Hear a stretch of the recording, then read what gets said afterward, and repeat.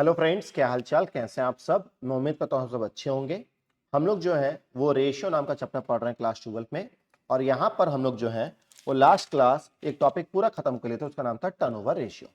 तो हमने रेशियो में अभी तक लिक्विडिटी पूरा कंप्लीट कर लिया है, सॉल्वेंसी पूरा कंप्लीट कर लिया है, टर्नओवर ये भी हम लोग का लास्ट क्लास खत्म हो गया था। आज हम लोग बात करेंगे प्रॉफिटेबिलिटी रेशियो का। प्रॉफिटेबिलिटी रेशियो नाम से पता चल रहा है ये वो रेशियो का जहां लोग प्रॉफिट के हिसाब किताब करेंगे। तो प्रॉफिटेबिलिटी रेशियो को हम लोग एक्सप्रेस करते हैं इन परसेंटेज टर्म। यहां पर हम लोग परसेंटेज टर्म में इसको निकालते हैं, ठीक है। और इसमें हम लोग को 5 रेशियो सीखना पड़ेगा। कितना रेशियो? 5।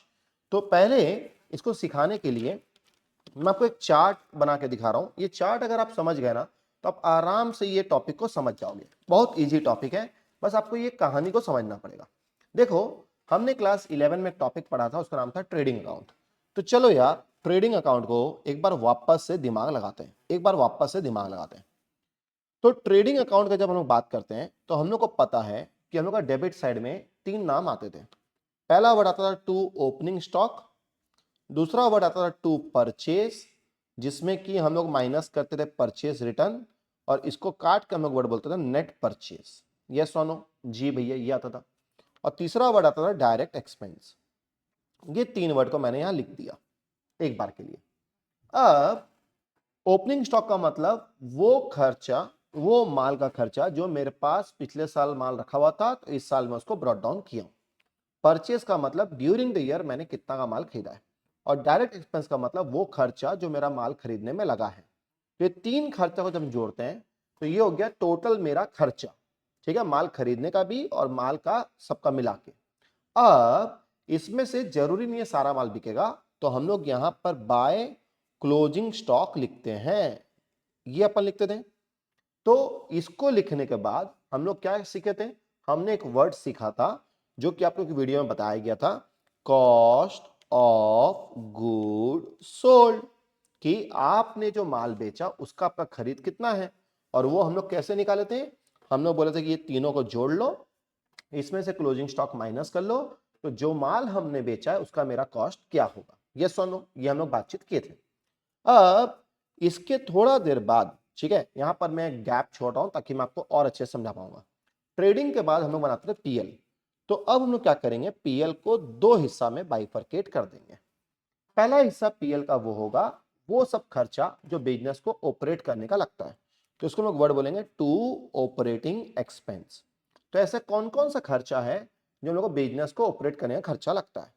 तो इसमें अपना खर्चा आता है जो डेप्रीशिएशन, इसमें अपना खर्चा आता है ऑफिस एंड एडमिनिस्ट्रेशन एक्सपेंस, इसमें अपना खर्चा आता है सेलिंग एंड डिस्ट्रीब्यूशन एक्सपेंस, इसमें अपना खर्चा आता है बैड डेप्ट, बिजनेस को चला रहे हैं कुछ पैसा डूब गया तो ये होगी अपना बैड डेप्ट। इसमें अपना खर्चा आता है फ्रेट और कैरेज आउटवर्ड। तो ये सारे खर्चे जो होते हैं इसको बोलते हैं हम लोग ऑपरेटिंग एक्सपेंस। क्या बोलते हैं इसको? Operating expense. और अब मैं क्या कर रहा हूं, जो ऑपरेटिंग नहीं होता है जिसको हम लोग बोलते हैं नॉन ऑपरेटिंग, क्या वर्ड बोलते हैं? नॉन ऑपरेटिंग, उसको मैं नीचे लिख रहा हूं टू नॉन ऑपरेटिंग एक्सपेंस। और ये नॉन ऑपरेटिंग एक्सपेंस में क्या होगा? इसमें हम लोग का आता है इंटरेस्ट पेड, इसमें हम लोग का आता है loss on sale of asset, हम लोग एसेट बेचे, हम लोग का लॉस हो गया। और नॉन ऑपरेटिंग एक्सपेंस का उल्टा क्या होता है? Non operating profit. तो मैं यहां लिख दे रहा हूं बाय नॉन ऑपरेटिंग प्रॉफिट, जिसमें अपना आ जाएगा interest received, dividend received, profit on sale of asset. ये अपना एक बाइफर्केशन मैंने कर दिया। तो अब आप एक एक चीज को आराम से समझो। आज हम लोग का टॉपिक का बात हो रहा है प्रॉफिटेबिलिटी रेशियो। और प्रॉफिट कैसे निकलता है? हमने क्लास 11 में सीखा था ट्रेडिंग अकाउंट से हम लोग का ग्रॉस प्रॉफिट निकलता है और पीएल अकाउंट से हम लोग का नेट प्रॉफिट निकलता है। तो एक बार अपन ट्रेडिंग को ही लेके चलते हैं कि ट्रेडिंग में हम लोग दिखाते हैं to opening stock, to net purchase, to direct expense. ये 3 चीज खर्चा आ गया था। अब जो माल नहीं बिका उसको हम लोग बोलते हैं क्लोजिंग स्टॉक। तो जब हम लोग ये 3 को जोड़ते हैं, ये 3 को जोड़ते हैं, ये 3 को जोड़ते हैं और उसमें से अगर हम क्लोजिंग को माइनस कर देते हैं तो जो बचता है वो बचता है cost of good sold, cost of good sold, cost of good sold. अब इसको मैं कंपेयर करता हूं सेल्स से। कौन सा सेल्स है, सेल्स में से सेल्स रिटर्न माइनस कर दिया, जो नेट सेल्स हुआ उससे मैं कंपेयर किया। तो अगर ये मेरा जो खर्चा है ये 10 लाख रुपए है और क्लोजिंग स्टॉक मेरे पास 2 लाख रुपए है, तो 10 लाख माइनस 2 लाख मेरा कॉस्ट ऑफ गुड्स सोल्ड आया 8 लाख। अब 8 लाख का माल को मैं बेचा 9 लाख में, तो 8 लाख का माल को मैंने 9 लाख में बेचा, तो पक्का मेरा बिजनेस में प्रॉफिट है। इसको हम लोग बोलते हैं gross profit carried down 1 lakh रुपए। यस और नो? जी भैया, यही चीज अपन करते थे। तो यहां से हम लोग सबसे पहला वर्ड निकालना सीखें जिसका नाम है ग्रॉस प्रॉफिट, जिसका नाम है ग्रॉस प्रॉफिट। और ये ग्रॉस प्रॉफिट को फिर हम पीएल में ट्रांसफर करते थे, तो by gross profit brought down 1 lakh रुपया हमारे पास आ गया। अब पीएल में हम लोग सारा खर्चा दिखाते थे, जो भी बिजनेस का इनडायरेक्ट खर्चा है जो ट्रेडिंग में नहीं आया है और जो भी इनडायरेक्ट इनकम है वो दिखाते थे। पर अब आपको पीएल अकाउंट को दो हिस्सा में बांट देना है। पहला हिस्सा वो होगा जो आप ऑपरेटिंग एक्सपेंस लगता है, ऑपरेटिंग मतलब बिजनेस को चलाने का खर्चा लगता है। तो आज अगर आप एसेट खरीद रहे हो तो आपका डेप्रिसिएशन लगेगा, अगर आप बिजनेस चला रहे हो तो ऑफिस का स्टाफ का सैलरी, एडमिनिस्ट्रेशन का खर्चा, सेलिंग का खर्चा, डिस्ट्रीब्यूशन का खर्चा, advertisement, bad debt, freight, carriage, ये सब खर्चे लगते हैं। तो जब हम लोग ग्रॉस प्रॉफिट में से ये खर्चा को माइनस करते हैं तो एक नया वर्ड आप सीखोगे, उसका नाम है ऑपरेटिंग प्रॉफिट, यानी कि बिजनेस को ऑपरेट करने का कितना प्रॉफिट है। तो सोचो ये सारे खर्चे मिला के आपके 10,000 रुपए हो गए, तो 1 लाख में का 10,000 चला गया तो आपका बचा 90,000 रुपया। कितना बचा? 90,000 रुपया। तो एक हम लोग प्रॉफिट, आज एक नया प्रॉफिट सीख रहे हैं जिसका नाम है operating profit. What is the meaning of the word operating profit? जो मेरा ग्रॉस प्रॉफिट था उसमें से अगर मैं ऑपरेटिंग एक्सपेंस को माइनस कर दे रहा हूं तो वो जो प्रॉफिट बचता है उसको हम लोग वर्ड बोलते हैं ऑपरेटिंग प्रॉफिट। और अब मैं ये ऑपरेटिंग प्रॉफिट को लेके बिजनेस का आया, तो ऑपरेटिंग प्रॉफिट मतलब बिजनेस को चलाने का जो प्रॉफिट हो रहा है। तो बिजनेस से मेरा प्रॉफिट आया 90,000। अब मेरे पास कुछ नॉन ऑपरेटिंग इनकम आ गया। हमने जब फाइनेंशियल स्टेटमेंट पढ़ा था तो हम लोग ये पढ़े थे कि कुछ कमाई ऐसा होता है जो बिजनेस ऑपरेट नहीं करता है पर उसको एक कमाई मिल रहा है, इंटरेस्ट मिल रहा है, डिविडेंड मिल रहा है, एसेट बेच रहे हैं, तो ये इरेगुलर नेचर का होता है। तो सोचो ये अपना है 10,000 रुपया और इसमें जो खर्चे लग गए, जो हमने इंटरेस्ट पे किया, loss on sale of asset हुआ, ये लग गए 40,000 रुपया। तो अब ऑपरेटिंग प्रॉफिट था 90,000, 90 में हमने इनकम जोड़ लिया 10, हो गए 1 लाख। 1 लाख में अगर अपन 40,000 माइनस करें तो जो बचता है वो बचता है नेट प्रॉफिट। क्या बचता है? नेट प्रॉफिट, जो कि हो गया अपना 60,000 रुपया। तो अब अगर अपन देखें तो हमने 3 प्रॉफिट का आज जिक्र कर लिया, 3 प्रॉफिट का। एक प्रॉफिट का नाम है ग्रॉस प्रॉफिट। ग्रॉस प्रॉफिट हम लोग सीख के आए थे क्लास 11 में, जो कि हम लोग ट्रेडिंग अकाउंट से सीखे थे, जहां पर हम लोग क्या क्या चीज को ध्यान दिए थे? Opening stock, net purchase, direct expense minus closing stock.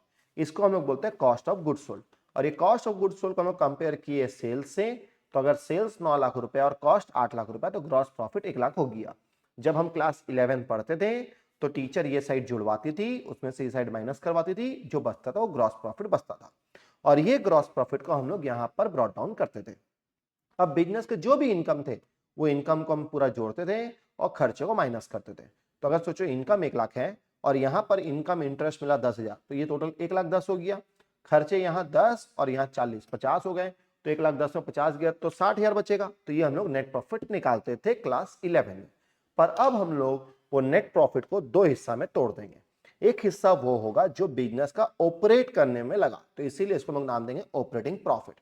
तो सवाल ये है कि ऑपरेटिंग प्रॉफिट निकालते समय क्या चीज को ध्यान देना पड़ेगा?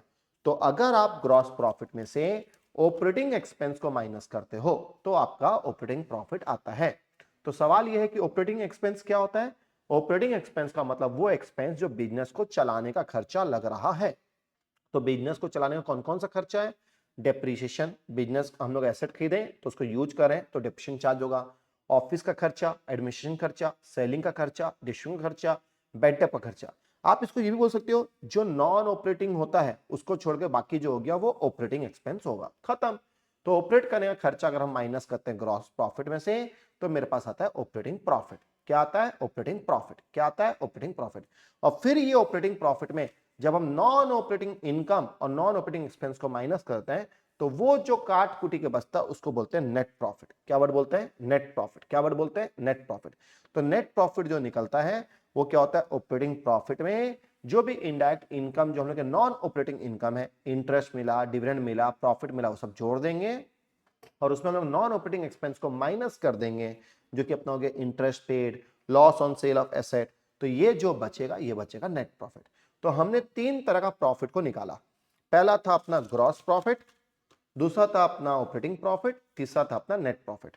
अगर मैं इसको एक समरी लेवल में लूं तो ग्रॉस प्रॉफिट के लिए आपको ध्यान देना पड़ता है कॉस्ट ऑफ गुड्स सोल्ड, और कॉस्ट ऑफ गुड्स सोल्ड में अगर आप ऑपरेटिंग एक्सपेंस जोड़ लेते हो, ऑपरेटिंग एक्सपेंस जोड़ लेते हो, तो ये दोनों खर्चे हो गए, यानी कि 10 माइनस 2 ये हुआ 8 लाख, ठीक है, और ऑपरेटिंग एक्सपेंस था 10,000, तो 8 लाख 10,000 हुआ। अब 9 लाख का सेल्स था, 8 लाख 10,000 माइनस कर दिए तो जो बचा वो ऑपरेटिंग प्रॉफिट बच गया। ओहो, और फिर इसमें अगर आप नॉन ऑपरेटिंग एक्सपेंस ऐड करते हो और नॉन ऑपरेटिंग इनकम को माइनस कर देते हो तो जो बचता है वो आपका सीधा सा कहानी एक कॉस्ट आ गया, सेल से कंपेयर कर लो, जो बचा वो नेट प्रॉफिट बच जाएगा। तो कहने का मतलब है हमने खर्चा को तीन हिस्सों में बांट दिया है। खरीदने का खर्चा है तो वो ट्रेडिंग में आ जाएगा, जो कि ग्रॉस प्रॉफिट से पहले आ जाएगा, डायरेक्ट एक्सपेंस। अगर बेचने के खर्चे हैं तो वो अपना ऑपरेटिंग एक्सपेंस में आ जाएगा, और अगर वो काम बिजनेस का नहीं है तो उसको हम लोग नॉन ऑपरेटिंग नाम से बाइफरकेट कर देंगे। अब क्योंकि हम लोग यहां पर कॉस्ट ऑफ गुड्स सोल्ड निकाले और ऑपरेटिंग एक्सपेंस निकाले, तो इन दोनों को जोड़ के आप एक वर्ड भी बोल सकते हो, ये 8 लाख और 10,000 को जोड़ के बोल सकते हो ऑपरेटिंग कॉस्ट। इसको क्या वर्ड बोल सकते हैं? Operating cost. तो अब हम लोग ये जो ग्रॉस प्रॉफिट आया, ये जो ऑपरेटिंग प्रॉफिट आया और ये जो नेट प्रॉफिट आया, इसको कंपेयर करते हैं सेल्स से। किससे कंपेयर करते हैं? सेल्स से। तो यहां से हम लोग का तीन फॉर्मूला निकलता है। कितना फॉर्मूला निकलता है? तीन। तो पहला formula gross profit ratio, GP ratio, gross profit ratio. तो इसका फॉर्मूला होता है gross profit divide by sales, sales को लोग आरएफओ भी बोलते हैं, इनटू 100। खत्म। मतलब हर चीज को, प्रॉफिट को आप कंपेयर करते हो on the basis of sales. भैया कॉस्ट क्यों नहीं करते हैं? अरे सोचो, कोरोना आया था तो कोरोना में कई सारे लोग सोना खरीद रहे थे और वो सब खरीदते थे, या धनतेरस होता है तो वहां पर लोग सोना खरीदते हैं। तो आदमी क्या बोलता है? अरे वो सोना दुकान है ना, 2 करोड़ का माल बेचा। क्या वो लोग कभी बोलता है कि वो सोना दुकान 2 करोड़ का माल खरीदा था, 2.5 लाख में बेचा? द आंसर इज नो, क्योंकि हम लोग को उनका खरीद नहीं पता। तो हम लोग मार्केट में जब भी बात करते हैं, हम लोग सेल्स का बात करते हैं कि यार मैंने देखा वो दुकान में बहुत ज्यादा भीड़ था, वो बहुत ज्यादा माल बेच रहा था।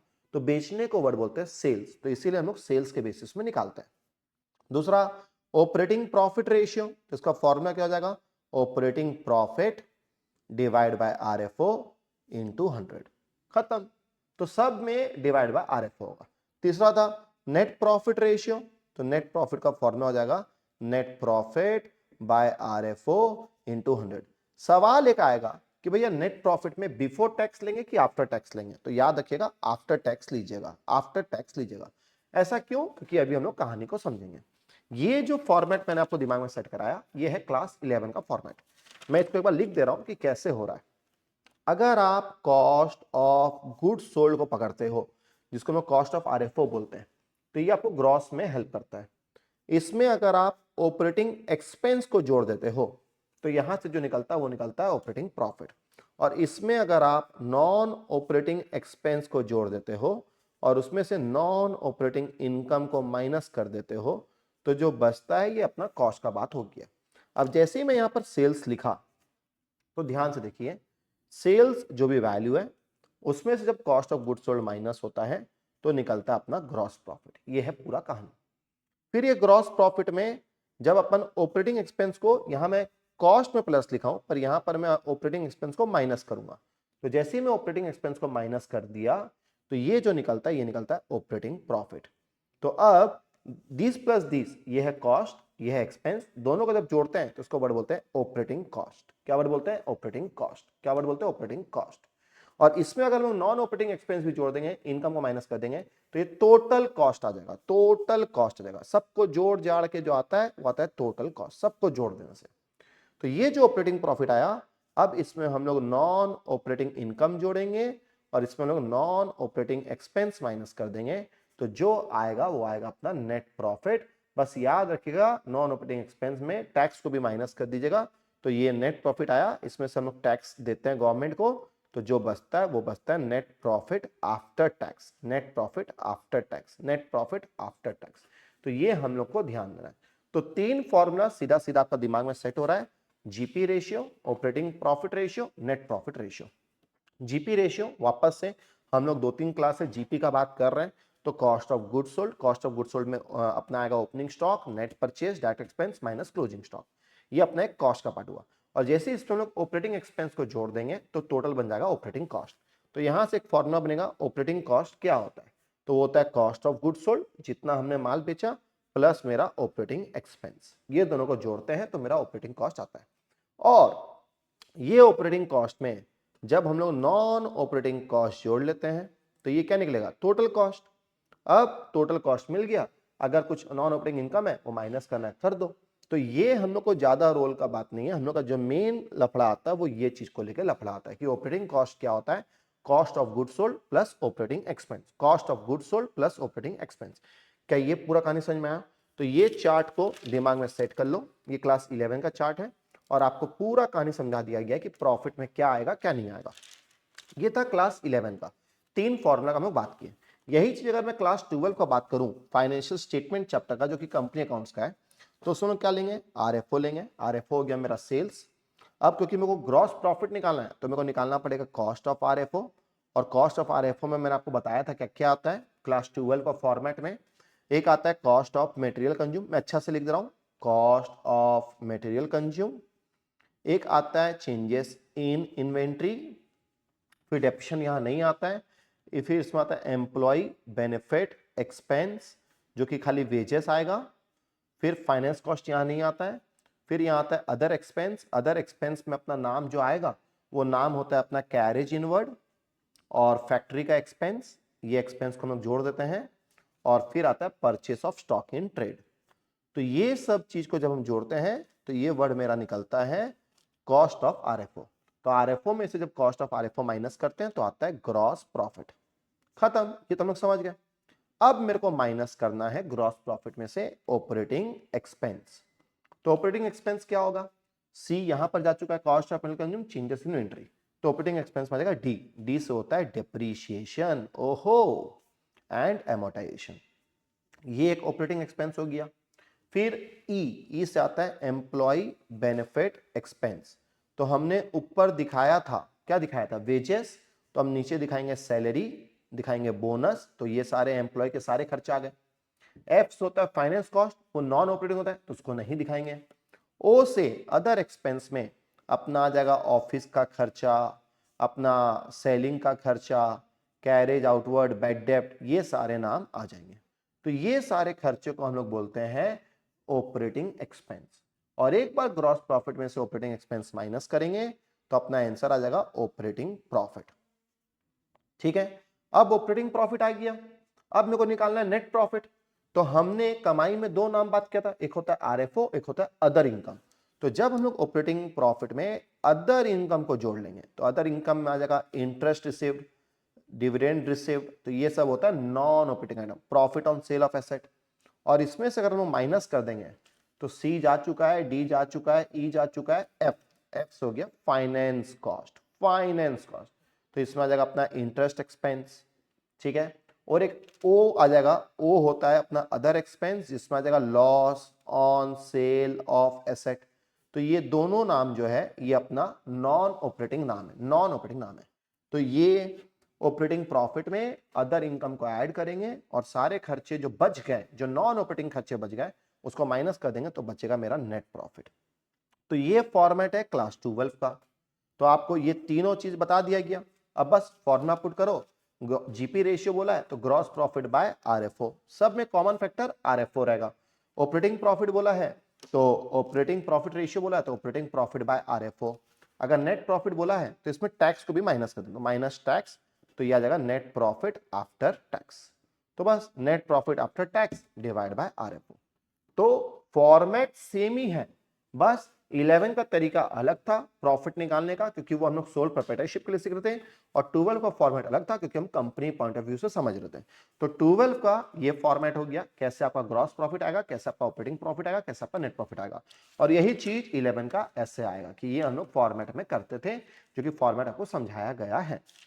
अब बस तीनों में जो प्रॉफिट आया प्रॉफिट लिख दो, डिवाइड बाय कर दो आरएफओ आरएफओ आरएफओ। तो तीन फॉर्मूला तो हम लोग सीधा सीधा निकाल लिए और वो तीनों का नाम मैं यहां पर लिखते जा रहा हूं। पहला हो गया ग्रॉस प्रॉफिट रेशियो, तो gross profit by sales into 100। दूसरा हो गया ऑपरेटिंग प्रॉफिट रेशियो, तो operating profit by sales into 100। और तीसरा हो गया नेट प्रॉफिट रेशियो, तो net profit after tax divide by अपना सेल्स इनटू 100। चौथा जो है वो है ऑपरेटिंग, ये था प्रॉफिट रेशियो, चौथा है ऑपरेटिंग रेशियो। ऑपरेटिंग रेशियो, अब सवाल है ऑपरेटिंग रेशियो क्या होता है? तो बोलता है ऑपरेटिंग रेशियो का मतलब ये जो मेरा ऑपरेटिंग प्रॉफिट आया था ये कैसे आया था? हम लोग जब सेल्स में से एक कॉस्ट ऑफ आरएफओ को माइनस किए थे और दूसरा हम लोग ऑपरेटिंग एक्सपेंस को माइनस किए थे। तो अगर हम कॉस्ट ऑफ आरएफओ और ऑपरेटिंग एक्सपेंस को ऐड कर लेते हैं तो ये आता है ऑपरेटिंग कॉस्ट। यही चीज मैंने यहां पर लिखा था कि जब मैं कॉस्ट ऑफ गुड्स सोल्ड मेरा 8 लाख था और मेरा ऑपरेटिंग एक्सपेंस 10,000 था, दोनों को जब मैं जोड़ता हूं तो होता है ऑपरेटिंग कॉस्ट। तो अगर सोचो सीधा सा कहानी है कि मैं क्या किया, मेरा कॉस्ट ऑफ गुड्स सोल्ड है कोई सामान का 8 लाख रुपया, ठीक है, और मेरा ऑपरेटिंग एक्सपेंस एक्सपेंस है 50,000। तो कुल मिला के मेरा ऑपरेटिंग कॉस्ट हो गया 8,50,000 ऑपरेटिंग कॉस्ट हो गया। अब मेरा सेल्स जो है आरएफओ वो है 10 लाख रुपया। तो कहीं ना कहीं सेल्स में से जब मैं ऑपरेटिंग कॉस्ट को माइनस करता हूं तो मेरा ऑपरेटिंग प्रॉफिट आता है। कितना आएगा? 10 लाख माइनस 8,50,000, तो आरएफओ माइनस ऑपरेटिंग कॉस्ट, ठीक है, जो कि अपना आ जाएगा 1,50,000। तो अगर मेरे से कोई पूछता है ऑपरेटिंग प्रॉफिट रेशियो कितना होगा, तो मैं बोलता हूं 1.5 lakh divide by 10 lakh into 100 यानी कि 15%। तो मेरा प्रॉफिट जो है वो मेरा बिक्री का 15% है। कितना परसेंट है? 15%। तो अगर आपका ऑपरेटिंग प्रॉफिट 15% है तो कॉस्ट कितना है? अगर 100 रुपए में आप 15 रुपए कमा रहे हो तो कॉस्ट कितना है? 85। कैसे निकाले? तो इसको बोलते हैं ऑपरेटिंग रेशियो। तो इसका फॉर्मूला होता है ऑपरेटिंग कॉस्ट। तो यहां पर हम लोग कॉस्ट का बात कर रहे हैं, प्रॉफिट का बात नहीं कर रहे हैं। Divide by RFO into 100। ओहो, तो ऑपरेटिंग कॉस्ट हम लोग का है 8.5 लाख। तो 8.5 लाख हम लोग का खर्चा लगा, टोटल हम लोग माल बेचे 10 लाख का। तो अगर अपन देखें तो 85% मेरा खर्चा लग रहा है। तो इससे एक फॉर्मूला भी बन रहा है। क्या फॉर्मूला? कि अगर मेरा operating cost plus operating profit दोनों का रेशियो को जोड़ लेंगे तो कहीं ना कहीं वो 100% आएगा। देखो कैसे, कॉस्ट है 85%, कमा रहे 15%, तो 100% में बेच रहे हैं। ओहो, तो दोनों को जोड़ोगे तो 100% आएगा। तो जानबूझ के प्रॉफिट का बात नहीं करके कॉस्ट का बात कर रहा है। तो फॉर्मूला नंबर 4 जबरदस्ती का फॉर्मूला दिया हुआ है जिसका नाम है ऑपरेटिंग रेशियो। ये हम लोग कॉस्ट का बात करते हैं, कॉस्ट का बात करते हैं, कॉस्ट का बात करते हैं। और ऑपरेटिंग कॉस्ट कैसे आता है? जब हम लोग कॉस्ट ऑफ गुड्स सोल्ड में ऑपरेटिंग एक्सपेंस को ऐड करते हैं, कॉस्ट ऑफ गुड्स सोल्ड में ऑपरेटिंग एक्सपेंस को ऐड करते हैं, दोनों को मिला के वर्ड बोलते हैं ऑपरेटिंग कॉस्ट। क्या वर्ड बोलते हैं? Operating cost. क्या वर्ड बोलते हैं? Operating cost. क्या वर्ड बोलते हैं? Operating cost. क्या वर्ड बोलते हैं? Operating cost. तो ये कहीं ना कहीं कॉस्ट का बात कर रहा है। किसका बात कर रहा है? कॉस्ट का। और एक लास्ट फॉर्मूला है रिटर्न ऑन इन्वेस्टमेंट या रिटर्न ऑन कैपिटल एम्प्लॉयड। ये बहुत इजी फॉर्मूला है। ये क्या बोलता है, आपका जो प्रॉफिट आया था वो तो सारा चीज काटने के बाद आया था। क्या क्या चीज? टैक्स, इंटरेस्ट, नेट प्रॉफिट जो आया था सब कुछ।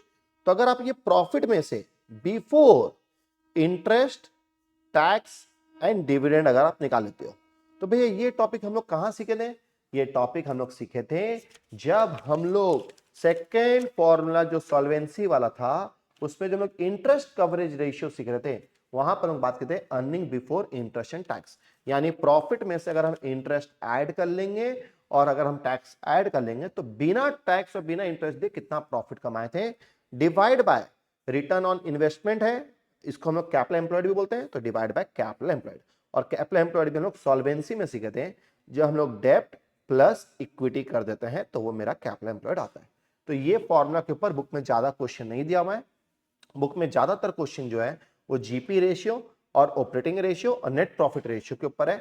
कॉस्ट का कम गिरता है और पांचवा तो बहुत कम गिरता है, पर गिरने के लिए गिर सकता है तो आपको समझना पड़ेगा रिटर्न ऑन इन्वेस्टमेंट या रिटर्न ऑन कैपिटल एम्प्लॉयड। तो इन्वेस्टमेंट मतलब कितना आपने कैपिटल एम्प्लॉयड किया, और कैपिटल एम्प्लॉयड हम लोग सीख चुके थे, डेब्ट प्लस इक्विटी को अगर हम जोड़ते हैं तो मेरा कैपिटल एम्प्लॉयड आता है।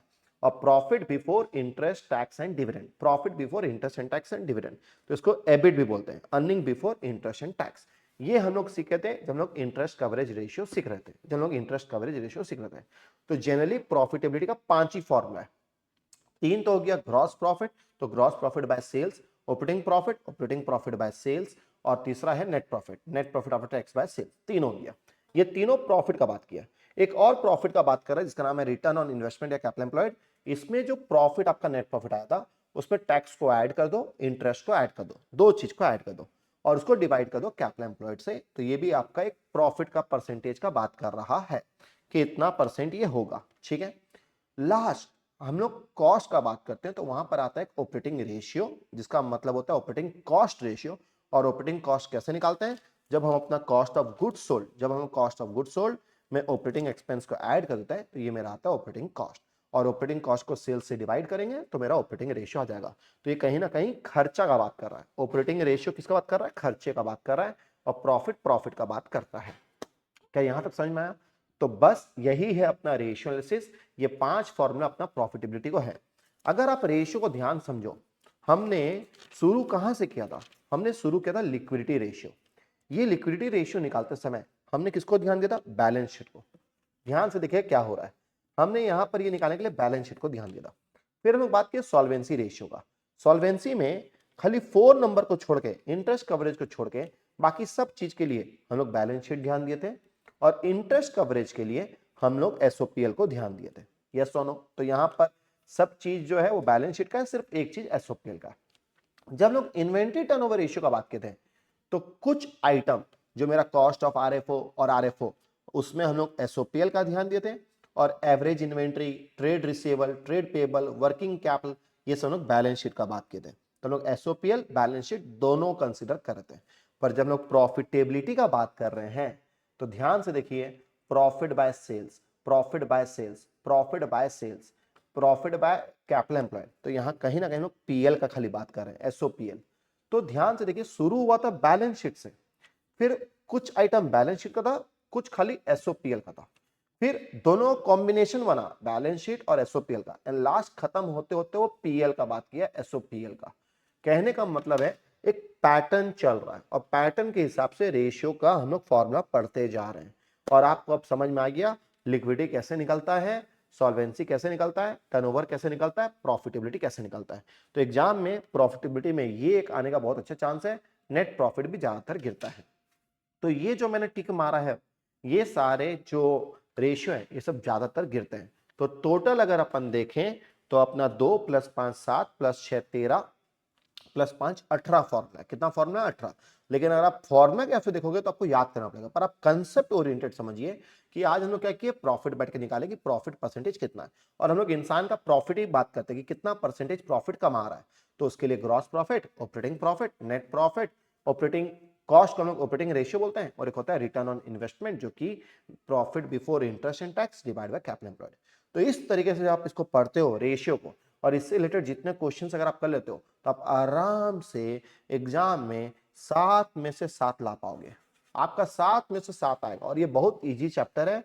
अगर आप ये क्लास को 1 से 2 बार देख लेते हो और कंसेप्ट समझ जा रहे हो कि हिंदी में बोलना क्या चाह रहा है, तो फिर आपको फॉर्मूला याद नहीं करना है। लेकिन अगर आप कंसेप्ट नहीं समझ पा रहे हो, फिर आप बोलोगे ये फॉर्मूला ओरिएंटेड चैप्टर है, ये चैप्टर तो मजा नहीं आ रहा है, मैं तो फॉर्मूला भूल जा रहा हूं।